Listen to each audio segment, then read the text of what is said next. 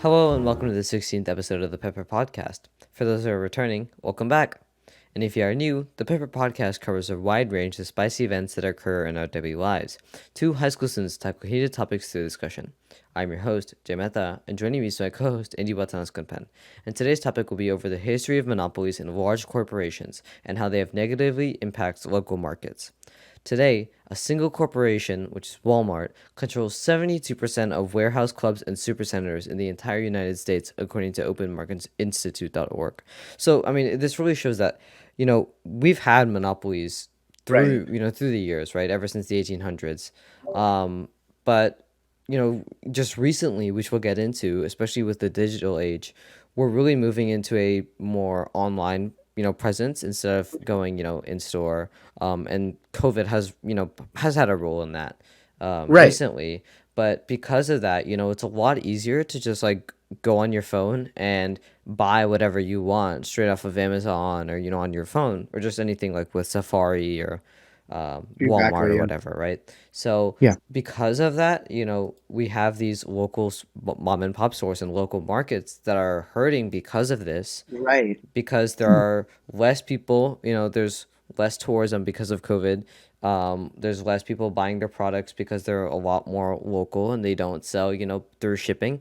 Right. And, there's just a lot less interaction, which is Yeah. There's very also like important that for small businesses those to like survive. governmental regulations Yeah. on like in-person stuff, and a lot of those mom and pop shops do rely on that. And just a Yeah. quick disclaimer: I apologize for any inconsistencies in my tone. I've been a little sick for these past few days, but I will try my best. Yeah. But So yeah, I think we should get I think started. Yeah. yeah. Okay, so I think it's really important to understand the context of monopolies. So, Jay, would you like to enlighten us on some of the history of monopolies? Sure. I mean, I guess we can get started. So, um, I mean, just starting off, really, like some of the major, monopolies that were created were during like the 1800s. And just for saying like because of like according to the Sherman Antitrust Act, which was passed around during the Gilded Age, which we'll get Yep. into, it states that a market share greater than around 75% indicates monopoly power. Right. And so, if it's less than 50, then they're not. And if it's between 50 and 75, they're inconclusive. So, before this, there wasn't a whole lot of regulation. And so, the United Fruit Company in the late 1800s to early 1900s, which this is an example of, widespread power of these monopolies in the United States. They pioneered public relations work, to recruit Right. political power brokers to their side, and then they Yeah. pushed their interests into foreign policy. So they influenced local governments to, create legislation that favored them. But on top of that, they went abroad to Latin America specifically because, the United Fruit Company fruit. There's a lot of, Right. The the climate's really climate's good. pretty perfect for Yeah. fruit there. And Yeah. so what they did in Latin America was they made friends with dictators and hired mercenaries to enforce their production quotas. So Wow. Yeah. this led to the Banana Massacre in 1928, where the conservative government of Mendez sent the Colombian army against the strikers, resulting in the massacre of around 47 to 2,000 people. Just saying, Wow. 47 to 2,000 people is a very big discrepancy, but that really shows how there isn't a whole lot being reported at that time because, Right. it's very difficult to be open, especially with the shady practices of these large Exactly. corporations. And so these large conglomerates and trusts, as well, there's many names to these to describe these monopolies. They came in and they completely devastated these local economies, and Hmm. they meddled things up. It's very difficult to really understand what's going on, so they engaged in shady business, and they really just threw their influence over the table and really took out any other competitor. So yeah, Exactly. Yeah, and you mentioned the Gilded Age, right? Like yeah, the 1870s to 1900s. Like, I think it's also important to mention, other actual monopolies, and people call them like pioneers in their industry. But they to personally, I don't. I think it's good. There's a reason that these regulations are put in place, right? yeah, yeah. Like, we can talk about Carnegie Steel, Andrew Carnegie, Vanderbilt Railroads, Hmm. John D. Rockefeller's Standard Oil, and the American Tobacco Company, et cetera, et cetera. And at the time they were though the people who owned them, Rockefeller, Carnegie, J.P. Morgan, even J.P. Morgan, right? They all they all were super rich, some of the wealthiest men in Mm-hmm. America, if not the world, and they had so much power, and they were like integrating horizontally, integrating vertically, just like out buying and out competing every single competitor in their industry. Yeah. And as we've seen with the data, it shows that that's very unhealthy for the economy. And you mentioned the Sherman Antitrust Act. Yeah. That like there's a reason that was passed, as I said. So that was really passed in response to these large conglomerates that were taking up so much of the Right. market share. And this passed in around 1890. So it was, in response. But like you said, the Gilded Age, and like I said before, completely just spread their influence into Congress. And Right. they just, influence and bribe these local congressmen to enact legislation that would positively benefit them and then destroy the competitor. And the very famous cartoons and propaganda that shows how like I think it was made by Puck, and they were all in like in the Congress room and the I think it was the Senate, I think, and behind them, so there's the Senate's in session and there are congressmen and there, and they're all Right. debating, and they're very large individuals, and they all have names on them, and they're Yeah. all the big names of these big trusts. Yeah. And so I guess it represents that these big trusts are controlling the market, and they're controlling the government, specifically to benefit them and instead of the people. And I believe there was like a people door, which it was like barricaded, which represents like that the people were really disadvantaged here, due to Yeah. they're not only are local markets being devastated, but they're not really gaining a profit from anything. And Exactly. the divide between classes are mainly created during this time due to industrialization, because industrialization really created this whole thing, where I agree. people, could make things at cheaper rate and faster, leading to worse conditions, Hmm. environmentally and mentally, and physically, of course. Yeah. So it's very difficult, to the average person to figure out, what's going on.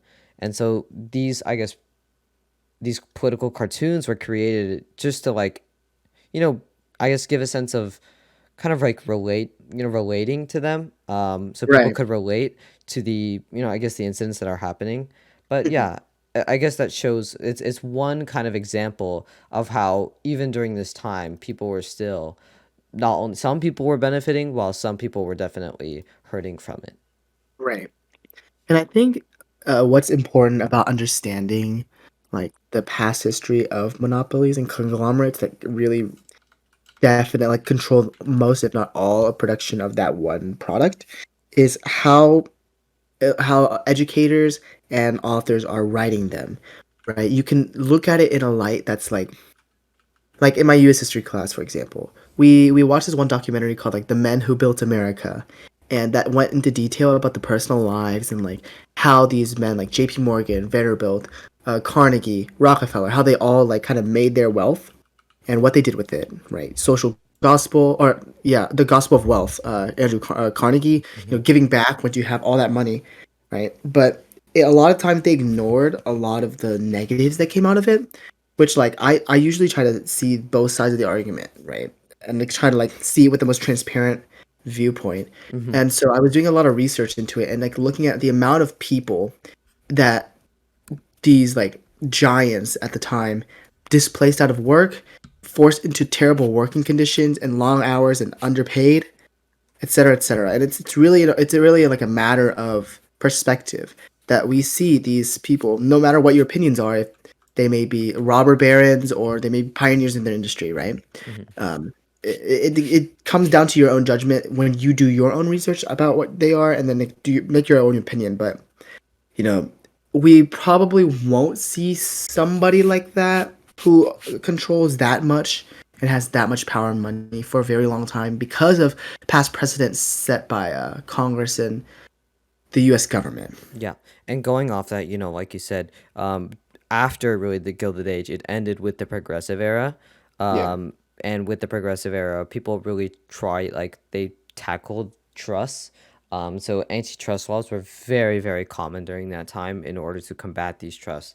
And so, with the Sherman Antitrust Act, with the Clayton Act of 1914 and the Federal Trade Commission Act, a lot of these trusts were broken down, just like so Rockefeller Standard Oil was broken down into names that we know today. So, ExxonMobil, Chevron, Amoco BP, things like that. AT&T was broken down Yeah. into a lot of the businesses that we know today. Verizon, the AT&T, GTE, Bell Atlantic, and they'll Right. spin off into other things. But Microsoft, um, it tried to be broken down, but it didn't really work.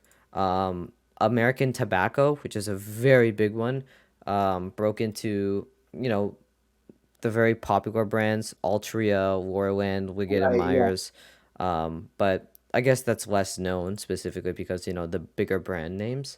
But Hmm. yeah, so with these, I guess the breakdown after, the Gilded Age, it really showed how people were fed up with, these trusts running their everyday lives at that point. Right. But like you said, the reason why they were able to succeed so much was because they controlled a major share of the market using either vertical or horizontal integration.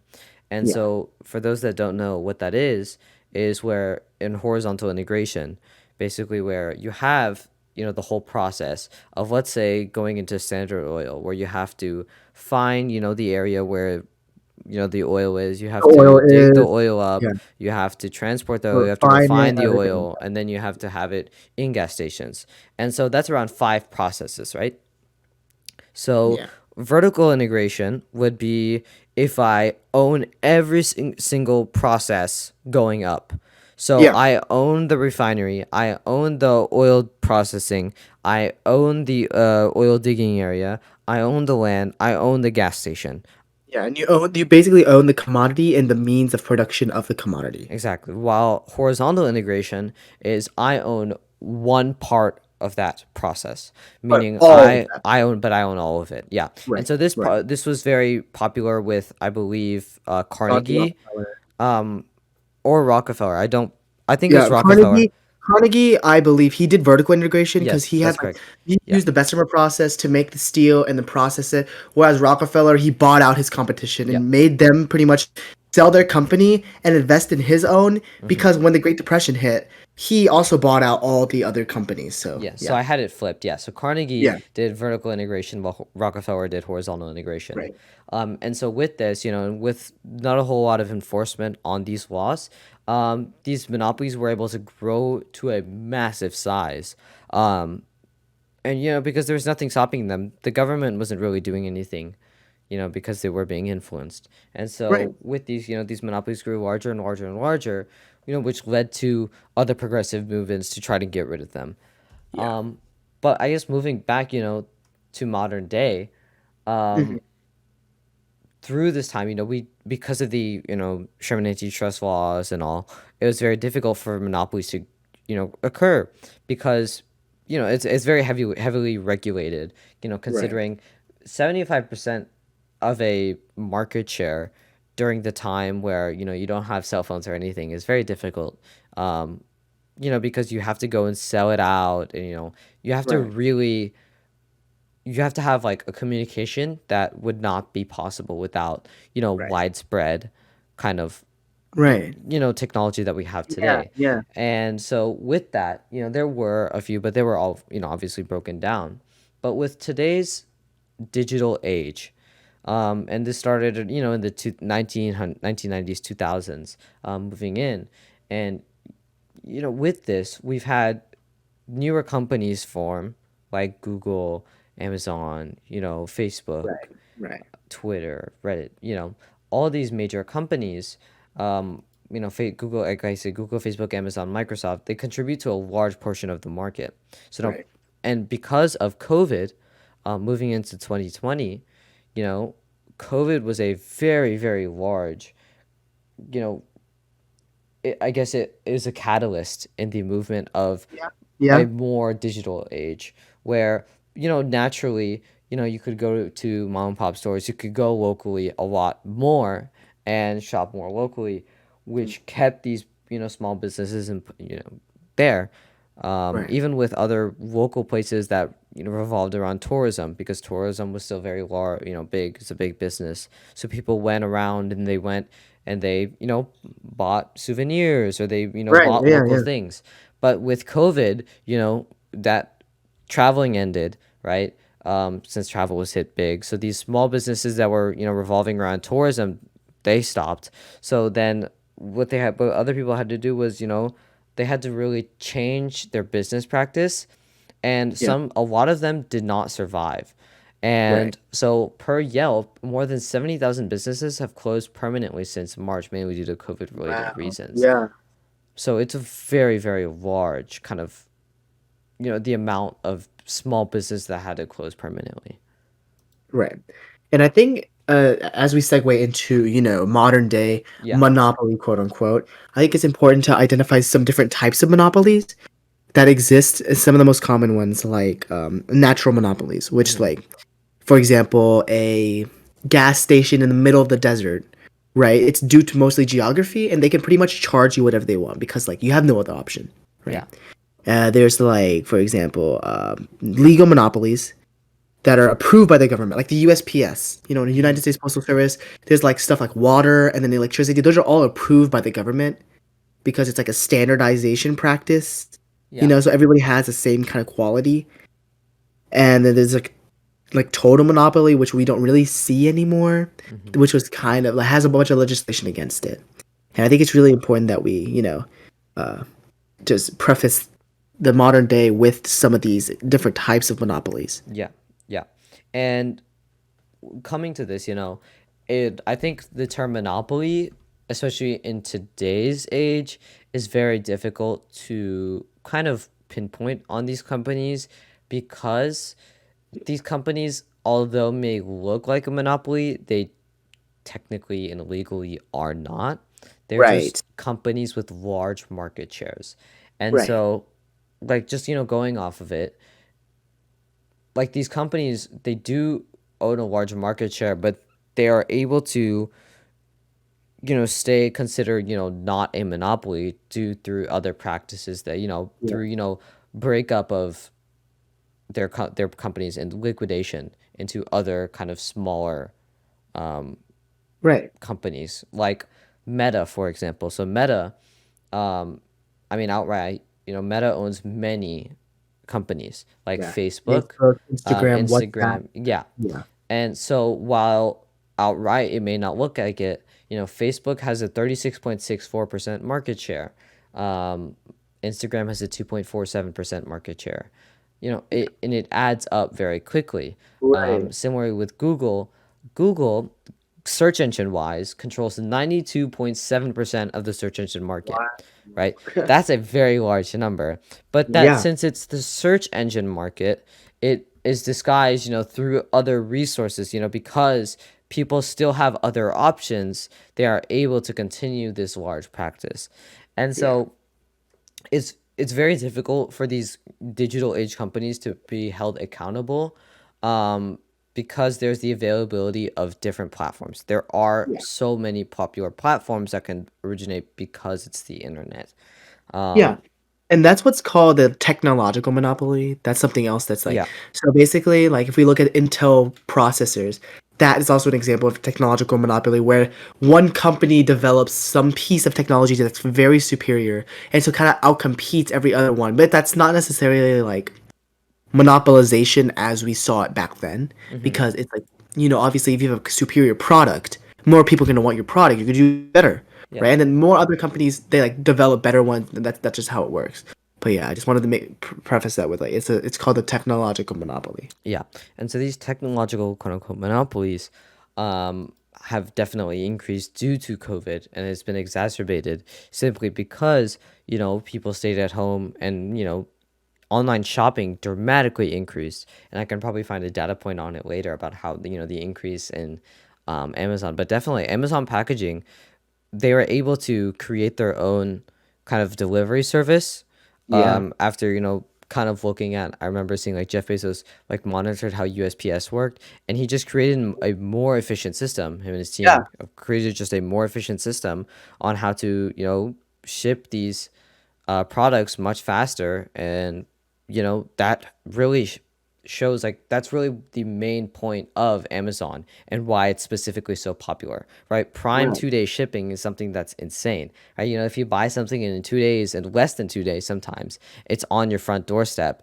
That's something that's such a commodity and something that's so convenient that people would rather just spend their money online than go into the store and buy things. And with the uncertainty of around COVID, with the uncertainty of getting germs and of course catching COVID, it was a lot safer to have either groceries delivered to your house or things to be bought through larger corporations that are easily backed, so that if something were to go wrong, they're able to fix that solution and fix that a lot quicker, and they have the financial means to do so. And Yeah. so with that, the death of these small businesses, local mom Right. and pop stores, really Right. started to happen. And so when the pandemic began in early March, foot traffic to both chains and non-chains dropped dramatically, in part due to store and restaurant closures, of course. But while both big chains and mom and pop stores saw foot traffic at its lowest during the week of April 12th, mom and pop businesses were were more impacted and slower to recover. Right. Specifically because, right, they were able to they were not able to, really convert their business into an online platform. Whereas, in these large businesses, they're able to, they've really been doing it for a long time. And so it wasn't really that hard of a switch to go from a more in-store experience to, online. And Right. so, the decline of mom and pop stores really, really happened throughout this COVID-19. And that's really perpetuated it. There we go. We got it. Yeah. That's really perpetuated something that's gone on, right? The increase in internet use and online use has dramatically decreased the amount of local market share that we're creating. Right. Yeah, and I think it's not just mom and pop stores, right? Yeah. Like malls, for example, used Mm-hmm. to be places where people would go. They have all those stores, food courts sometimes, just like places people like, especially during Black Friday. If you remember like early Mm-hmm. 2000s, early 2010s, there were a lot of like Black Friday, like crazy like stampedes at malls and stuff. Now you go at Black Friday, it's like silent. Yeah. A lot of malls in the US, especially, are closing. And that's not just due to changing consumer tastes, but it's due to the availability and efficiency of online like shopping, right? With the emergence of stuff like Amazon, eBay, all these other online retailers, it's easier just to order online, sit at home, right? Because like who wants to go to drive to the mall, do stuff in person, right? When you can just have it delivered, right? Yeah. And we have a mall where we live, and sometimes I go there because like there's something I need to do somewhere, like a shoe store or something. But you go, it's desolate. There's nobody there. Yeah. Like there are so many empty stores that have closed or are closing now that I've ever seen. And while yes, there is like a resurgence in the importance of malls recently, like especially this year and last year for some reason, there's just a resurgence in mall. But overall, the trend is a very like very steep slope down. It's a decreasing trend. So a lot of I believe 25% of malls are predicted to close within the next 3 to 5 years, Yeah. as of like a 2020 Wow. statistic. And that's a lot of malls and a lot of revenue loss for a lot of businesses, especially like the economic state of the area and the community around the mall, because malls drag in tourists, drag in Mm-hmm. consumers. They drive up prices of homes and they help the economy, right? But with a decline in that, they're losing that money and that support. Yeah. The entire premise of a mall is really the in-person experience. And so Exactly. once you devoid it of that, of just even having the possibility of Right. an in-person experience, that just limits the amount of foot traffic and finance, the capital that you can generate for the community. And so, when you have these malls that are closing, that's really decreasing the amount of money that, the area is generating. And so you're not able to fund, things that are impacting your community directly, like infrastructure and schools and things like Right. that. But like I said, going back to what I said about online sales, online grocery sales increased 103% year over year Right. in 2020, with U.S. customers spending 73.7 billion online, according to Adobe. Shoppers kept up that pace with and then some in 2021, spending 79.2 billion on online groceries in 2021, up Yeah. 7.2% compared with 2020. The U.S. e-commerce grew 14.2% in 2021 overall. So we definitely grew, over Yeah. Yeah. the years. Um, so that's really showing how we've moved more towards an online platform instead of a more, in-person platform where, it's a lot easier to just, and of course with this, a lot of, just giving a little bit of nuance, some states are, reducing their regulations on COVID, and they have for a while. So there's a lot more in-person traffic on these local mom and pop stores, and there's been initiatives like shop small businesses, support Yeah. your local businesses, and so some local businesses have been able to survive because of the generosity of the community. But just going off that, just the general overall, just there has been a decline in the amount of mom and pop stores that have been able to survive. Yeah. But Yeah. mom and pop stores are expected to grow though from 908.19 billion in 2020 to 963.5 billion in 2021 at a growth rate from 6.1%, which is because of the COVID-19 kind of impact and how people are recovering.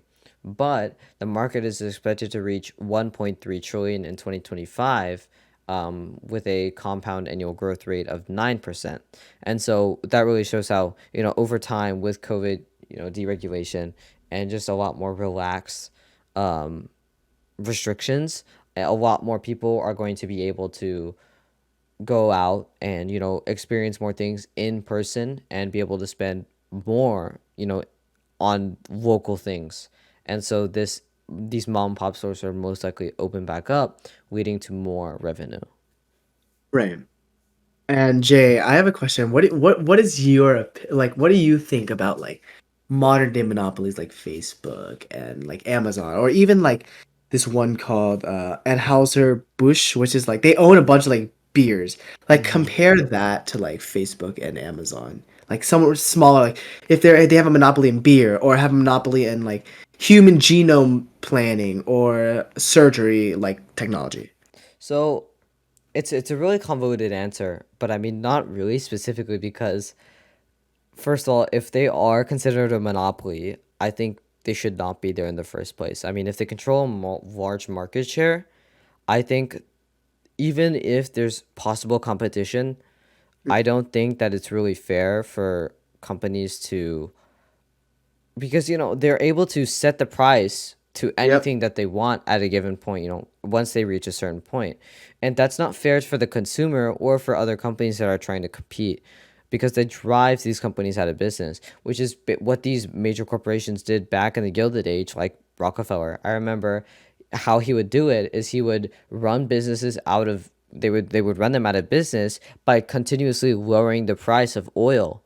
And so these businesses could not survive the lowest, these lower and lower and lower prices of oil. And so they would have to go out of business because they couldn't keep up with the amount of influx that is going towards Rockefeller's business. And Yeah. Rockefeller could afford it because, I mean, he had, a much, much, much larger, backing towards him because he Right. continuously did this in other places.